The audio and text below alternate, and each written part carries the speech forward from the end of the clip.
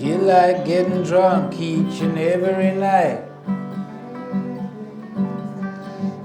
For some reason it just feels so right.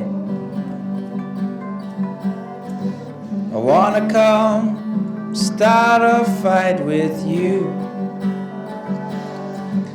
Then I reach in for my light. Well, excuse me, can you spare 10 pence? 20 if you're feeling generous. Hello everyone, and welcome to another wee episode of Dimming the Light. Well, here we are, episode 7. It's going well. And I'm glad you're all tuned in. Just a wee quick note, a little bit of housekeeping. If you're watching this wherever you are, YouTube, Spotify, Podbean, check out your peripherals for a link to buy me a coffee, where you can just have a wee scroll through all the stuff that I'm doing lately. You have the option to buy me a coffee. You don't have to buy me a coffee, man. I just want you to go and see what I've been up to.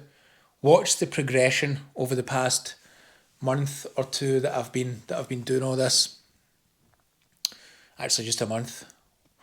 A little shout out to bloody everyone. Every single one of you, give yourselves a big old pat in the back. Just fair play to yous for existing. And still being able to deal with all this nonsense that's going on. And for listening as well. I really, really appreciate it. And the feedback that I get off it is just heartwarming. It really is.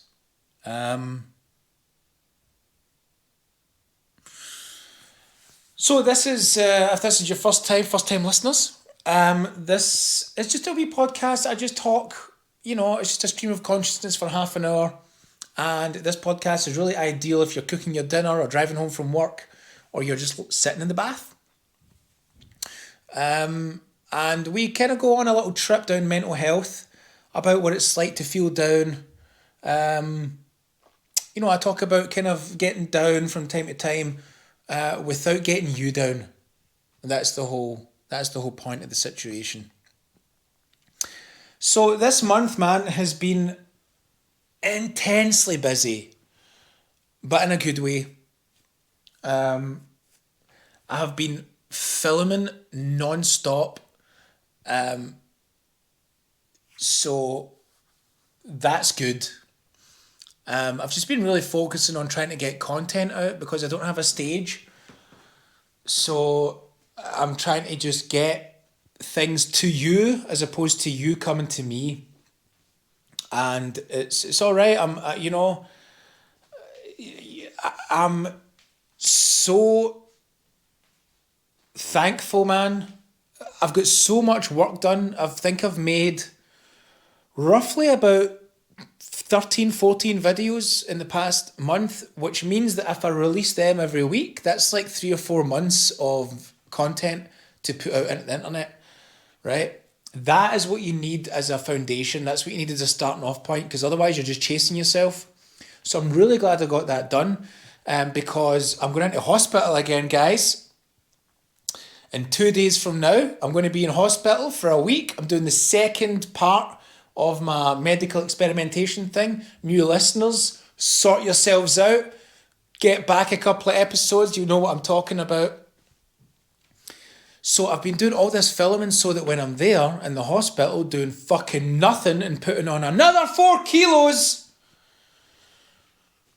because the Germans just eat bread and totties and that's how they think, that's how you get better.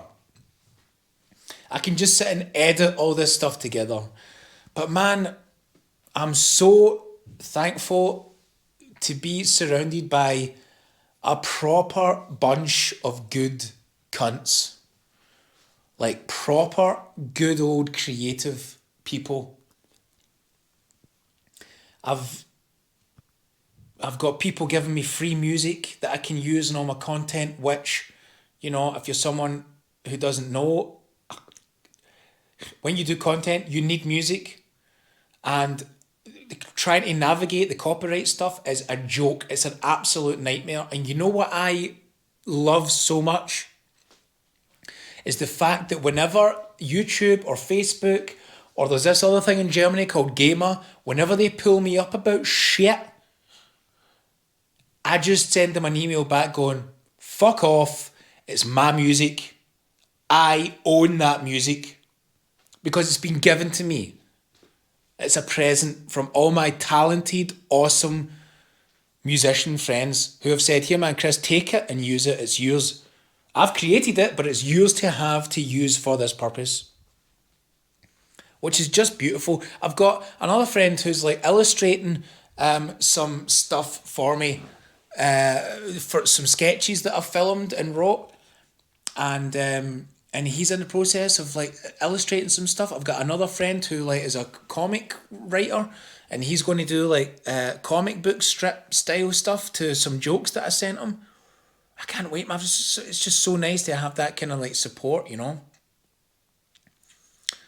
So, all in all, it's been a good start to the year. But there was it's not come without its downfalls. There was a couple of days ago. I just felt, the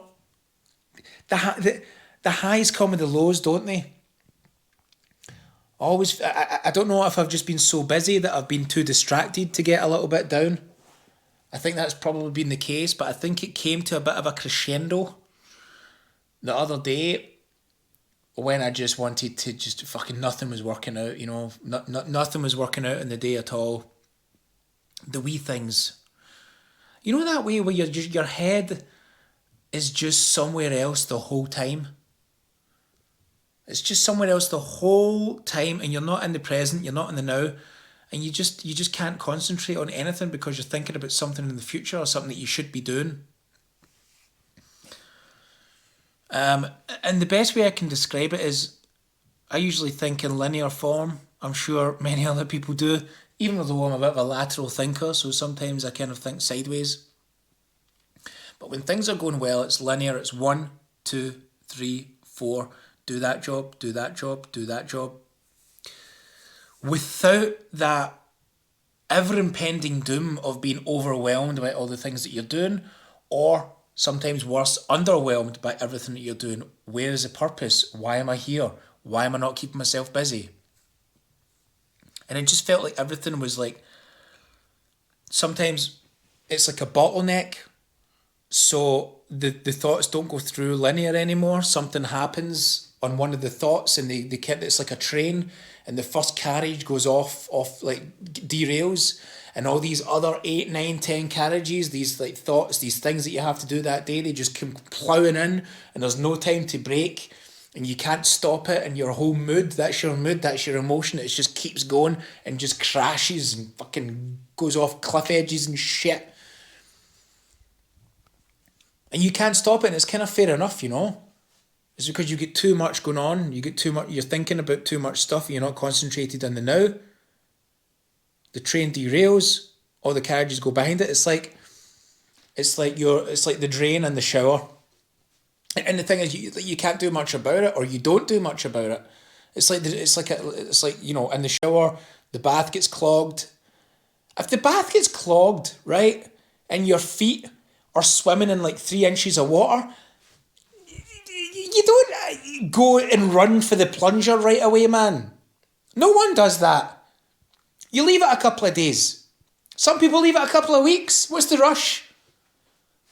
I mean, what's the worst can happen? Your feet are going to be swimming in your own piss for a couple of minutes a day. That looking down on that pale amber yellow water swimming about your tootsies because you couldn't be asked getting a plunger. Well, that's kind of what it's like. But then you do get the plunger and you can just piss freely and pretend it's not even happening, because by the time you look down, it's gone. What piss? What stigma? What happened there? I don't know. I thought I took a piss. Maybe I took a piss. You can pretend to yourself that you never took a piss. But you can't do that when the drains are blocked. You can't do that. You can't do that when you're not thinking clearly.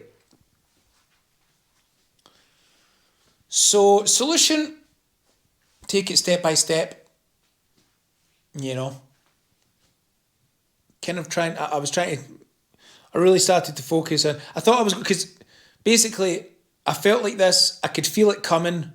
The train had derailed, the drain was blocked, and I just like dove under the covers and stayed there until morning. And I really thought that I was just going to like get up in the morning, it was just going to be shit.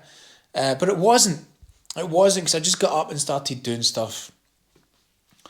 And, you know, I don't know, man, moral of the story, if you feel that the train's derailed a bit, if you feel that the drain's blocked, you know, you don't need to pretend that it hasn't. Accept it and deal with it and just go to your bed and watch something and fall asleep. You know, it might not be the best night's sleep, but at least it's something. I think as well, this social media shit, man, is intense. It's intense. You know, you wake up in the morning, you reach for the phone. The first thing, I mean, this is like, you know, you on good days you don't do that. You wake up, you go to the kitchen, you make yourself a coffee right away, or you pick up your book, you lie in bed for a bit. But I'm not the only one, for you know, and for most people, you switch on that Facebook and you see something, and it's just aggression, absolute aggression. You know, there was some guy, it was something, I can't even remember really what it was, but it was like on one of these Scottish Facebook pages here in Berlin, Scottish people and friends, a bunch of Scottish people that live here. There's like 100 members. And someone was like, oh, hey, so what's everyone doing on Burns night? Oh, like, you know, I hope everyone's going to have a good time. It's a shame we can't meet up. And then the reason it came up in my thing is because I was doing an online Burns night and I wanted to invite the guy. But then I scrolled down further and this guy was like, oh, fucking Scottish independence, pish. Oh, that's right, use this forum as Scottish independence. And then the wee guy that wrote the original post was like, oh, no, man, I'm not, you know, I'm not trying to gun for independence. I'm just saying, like, where's the Scottish people at for Burns? And then the guy was like, oh, yeah, you can't use this forum. And then the guy just said, prick. And I was like, oh, Jesus, this is, what the fuck? Man, you know, over something so mundane. And that was my first experience of the day. And I was like, this is not healthy, man. This is not good. I need to stop this, man. I need to get off this, like, absolutely immediately. So that helped. But as well, you know, the first thing that you wake up and you just, you know, what's the alternative? So I'll go to the news. I read the newspaper and I see some politicians. And that just boils your blood, doesn't it? These douchebag politicians that just can't say, they're just not straight talkers. I was having a huge contemplation about this. You know, I hate the way politicians speak. They kind of, you know, they fucking dot around like what they're trying to say in such a roundabout way that they could try and convince you that it makes sense. And the newsreaders aren't any better. And you're just getting this wall of like weird dialogue. And you never get a straight answer. And I was thinking, you know what we need? We need straight talkers. I wish I was on Question Time. I wish I could just, like, some guy would just start talking about something and I would just be like that. What are you talking about? What are you talking about? And try and just steer them right back into kind of what they were talking about. And just be that person who is just a straight talker. And then I was like, shit, man, I sound like fucking Nigel Farage. Or like Donald Trump. They were straight talkers and look what happened. And then there's just this ever impending feeling of doom that you're like, shit, man, straight talking doesn't work. Wishy-washy talking doesn't work. Just watching that big stupid head Boris Johnson try to tell you things. That guy, man, honestly, I was having a think. See him? He is the epitome of like not doing anything, being super lazy, but making it look like he does a lot. That he's the epitome of that. See, if Boris Johnson was a street performer, he'd be one of these living statues, you know, that are like spray painted silver on Sucky Hall Street with silver sunglasses and a silver hat, like a futuristic John Wayne. Right, just doing nothing. Standing there, doing nothing. But nevertheless, making it look very impressive. And that's what he would be. And you know what? He would go even one more. He would kind of like be there, right, standing, and he'd clock you. And he'd convince you to do his job. He'd convince you to be a living statue for the day. And you'd be like, I don't want to be a living statue. Maybe. No, come on, man, it's fine. It's like, come on. I'll be a living statue, it's fine. And he would still take 95% of your earnings. he'd try and be like that cool boss. He'd be like that, hey guys, listen, why don't you take a wee break? Take a wee break, you've been working hard. And he'd just point you in the direction of a food bank. And then you would come back, right? You'd come back and there'd be a mannequin in your place. He would have went off and found a fucking mannequin. And he would just have the mannequin on a wee plinth. And it would be doing the job of a living statue 1,000 times better than you. And you just look to Big Boris like, dude, what happened to you? Nah, immigration. What are you going to do?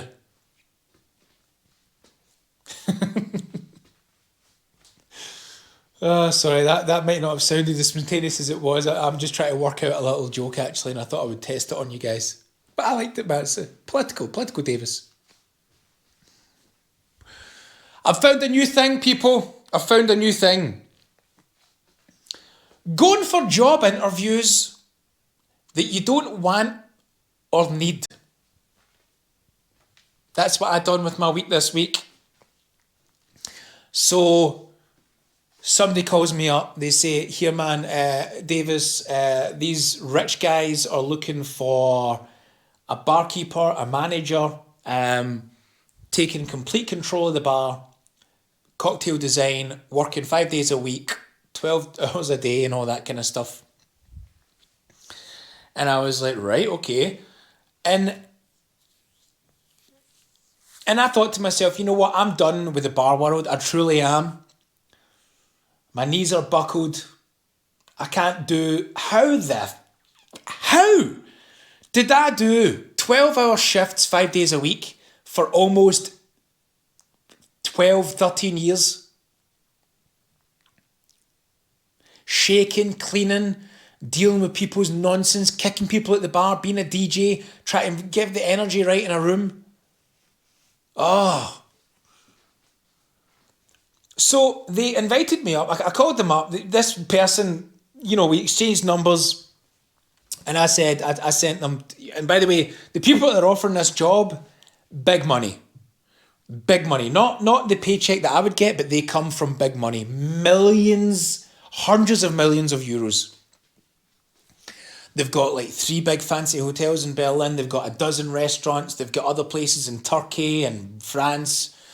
And they're opening a new place and they want it to be something that they haven't really done before, even although they do cocktails. So they're looking for something really special. So I said, I'll tell you what, I'll call this person up. I'll say, hello, my name's Chris. I'm a cocktail barkeeper, blah, blah, blah. Why don't we have a meeting? And they knew kind of already that I didn't really want to do like 15-hour days and stuff and 5 days a week and all that. So they were like, so what is it? And I was like, and I walked in there. See when you go for a job that you don't even want, it's amazing how the roles change. It's amazing how different you are minus desperation. Honestly, man, this is going to be my new pastime. I'm literally, when I come out of hospital next week, I'm just going to apply for loads of jobs that I don't even want, man, just to see how many I get. But I went in for cocktail consultancy. The wankiest role in the world. I fucking hate consultants, by the way, right? If you're a consultant, away you go with yourself. Get to. You know what you know what a consultant is? I'm in this big company, and let's say I'm working in the offices, my computer dies. Excuse me, I'm phoning the IT consultants. My computer's dead. I think I need somebody to fix it. And they come wandering down with a wee suit and tie. And they take a wee look at your computer and they go, yep, that's broken. You're probably going to need to get that fixed. I fucking knew that already. What's wrong with you, man? You're getting paid 30 grand a year with a company car for this? Yep, let me just find out. I think I know a couple of guys that can fix this. Mate, I could have genuinely Googled this. Why you here? Get out my space. So I turned into one of them, right? And I just love that the tables were turned. I was like, no, mate, you know what?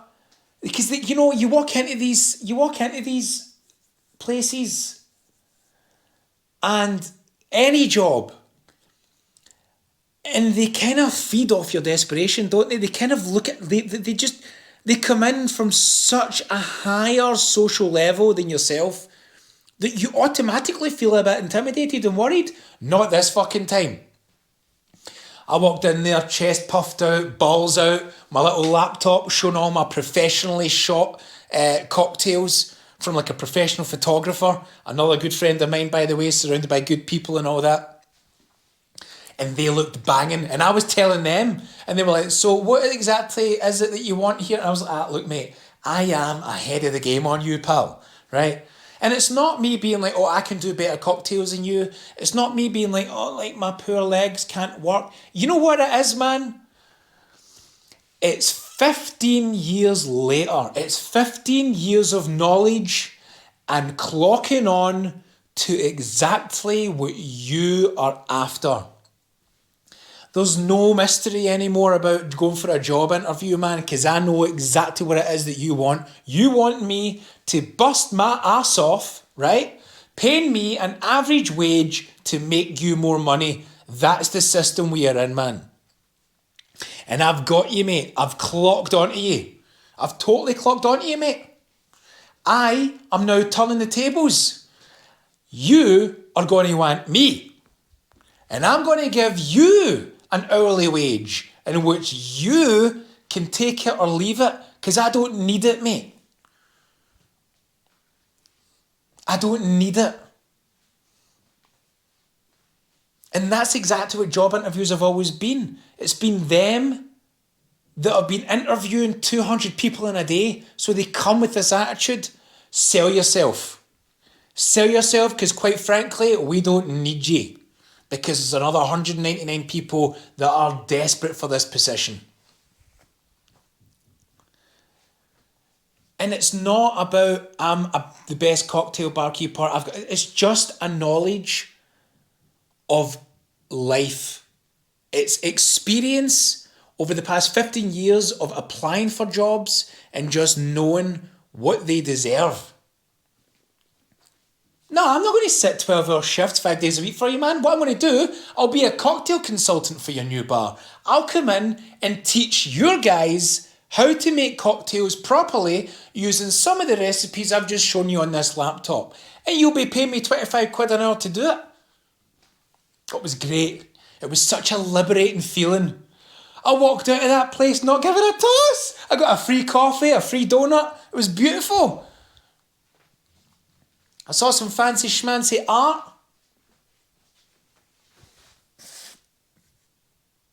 I loved it, man. I loved it. It was so I'm going to keep doing that. And just knowing that you can do it or not, up to you. Maybe something good comes of it, man. Maybe if someone offers me a job, I'm like, aye, okay, let's do it.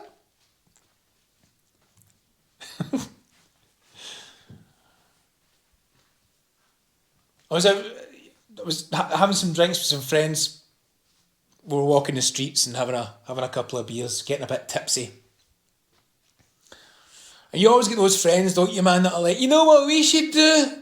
We should all just save up money. We are such a good crew. We should go to Vietnam together. Honestly, we should just go to Vietnam. We would have a great time. And you're just sitting there like that. Whoa. It's a bit far afield, is it not, man? You just want to go to Vietnam and cruise Thailand and shit? I don't know if I like you enough, man. I don't know if I can spend 3 weeks with you travelling around Thailand on a rickety bus. And they went off for ages about this, man. It was great. I was like, guys, chill. They were like, we can get mopeds and we can like go dive in nice, beautiful sunset lakes and we can go to the full moon party. Don't know if that's in Thailand or India, but they mentioned it anyway. I was like, guys, I tell you what, why don't we just all chill? I tell you what, why don't we all meet up one night? We'll all rent some scooters and we'll go to the other side of the city and we'll go for some Thai food and see how we got on with each other first, eh?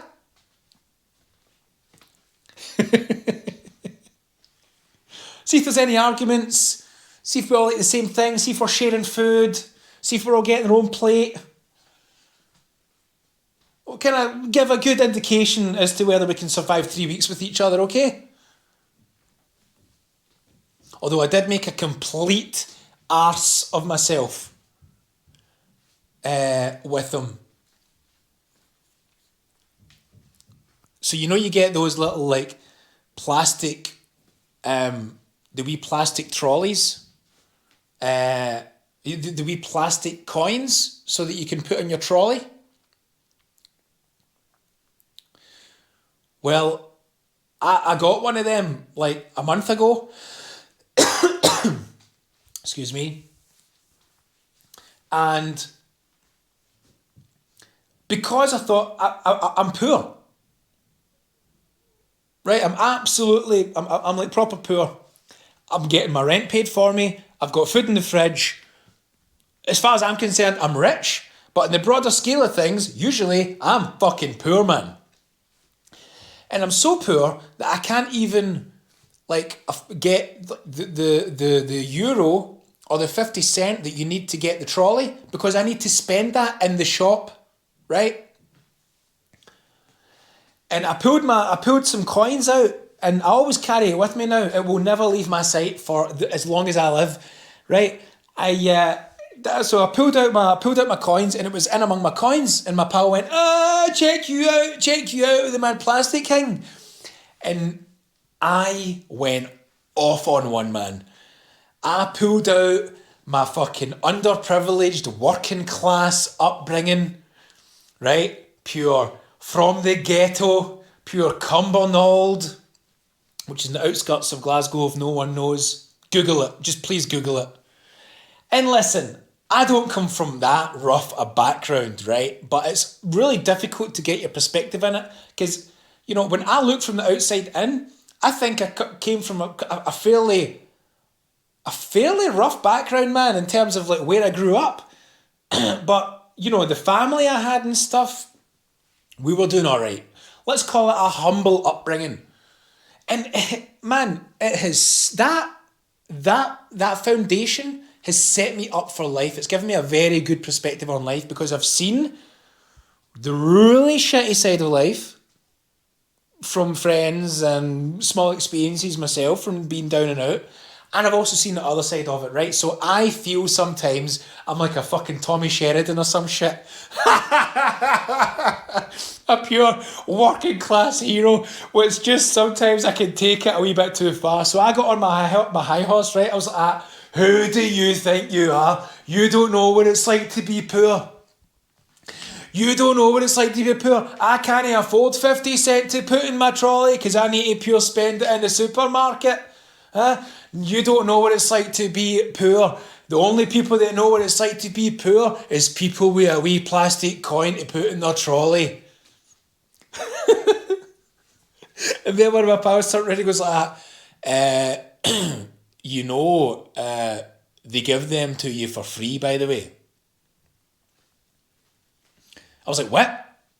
They were like, no, like if you don't have any money or you don't have any deposit for the trolley, you just go into the cashier, say, can I get one of the plastic coiny things? And they pure give you one. In fact, they give you like several. My face dropped, man. I never knew this. My face dropped. I was like, right.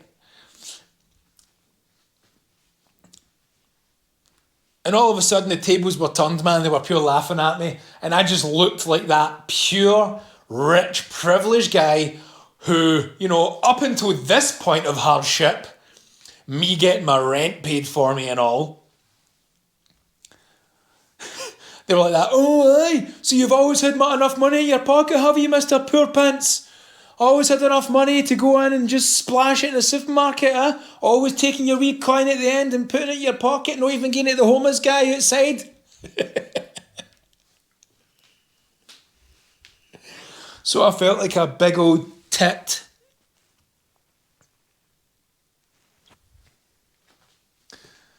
So we're at the half-hour mark, guys. I'm going to try to keep these nice and tight and nice and low so that you tune in.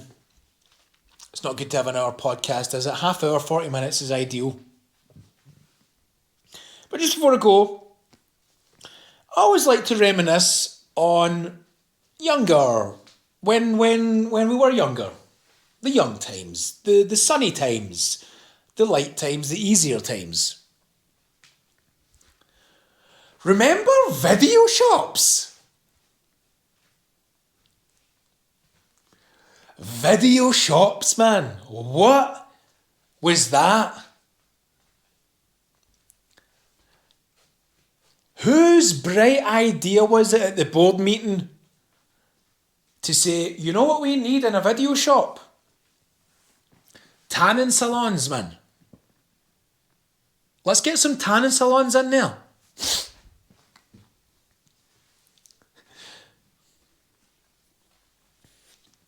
You'd be in the video store, man. Your sister would go in for a suntan, or your mum would go in for a suntan while you were looking at videos.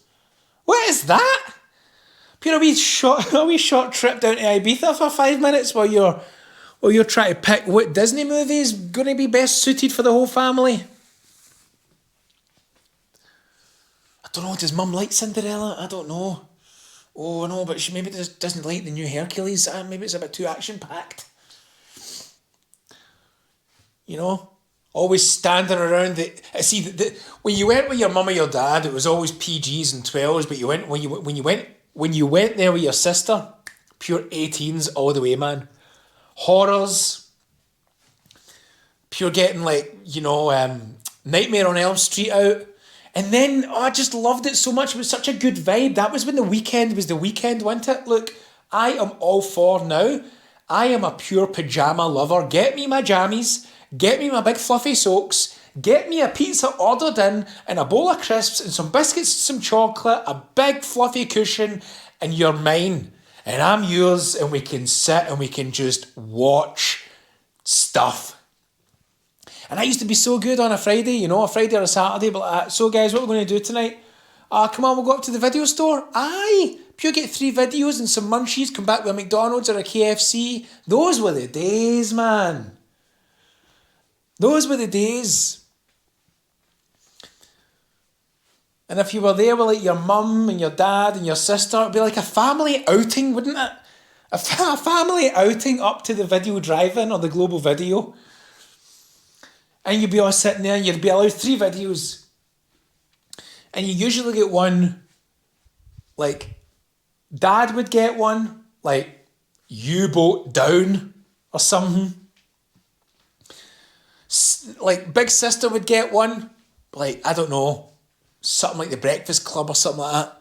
And then you'd be pure rocking up with your pure stupid ass cartoony thing. Or Men in Black or something, I don't know. And Mum would be left out. And it'd be so crap, man, because your dad would be like he'd be like the overseeing, and he'd be like that. Right, guys, come on. What will your mum like? So Mum's sitting there with one like that. No, I think Mum will like this. It's got Kevin Costner in it. She likes Kevin Costner. Fucking come back down the road, and every single other weekend that you done the video thing, there's another Kevin Costner movie for Mum that she always just watched on her own, by the way. Everyone else would fuck off to their rooms. Poor Mum. Jeez, oh. She'd be like, what the fuck? Why does everyone have got a fascination with Kevin Costner, man? This Waterworld is shite. Fucking hell, man. Field of Dreams? What is this? And Kevin Costner hasn't got the biggest repertoire of films, by the way, so that you'd probably double up after a couple of months. Meanwhile, we're all like videoed out, sugared out, and pizzaed out, and back in the rooms playing video games and that. Mum's like, a very good Saturday night on my own with Kevin Costner and Da, who's like snoring away on his sofa beside her. Oh man, better times, guys, better times. Well, look, that was fun. Admittedly, a little more energetic than usual. But I've had so much to say to everyone and just get off my chest. And it's been a really busy month. And I'm just really glad that I was just writing all these wee ideas down, saying that would be good for dimming the light, that would be good for dimming the light. So that was that. Yeah, I guess that's it, man. There'll be a couple of links. Check them out. Go to buy me a coffee if you like, or don't. You don't have to, but that wee website, until I get my proper website done, is where everything is. It's a little one-stop shop where you can just see everything and cruise some stuff and pay attention, because, you know, stay tuned, because there's going to be so much more stuff coming. If you're feeling down, I hope this made you happier. Laughter is the key. But you know what? So is soup. Make yourself a big soup. I'm not talking a tin of soup. I'm not talking a packet of soup. I'm talking make yourself a soup. Everyone has a soup that they can make, at least one. Make that while listening to this, and I guarantee you'll be a happy bunny. Okay, I'm out. Thank you very much for listening, guys. Take care of yourselves. Bye. Where were you yesterday? I suppose I'm going to say, well, excuse me, can you spare 10 pence? Maybe you can spare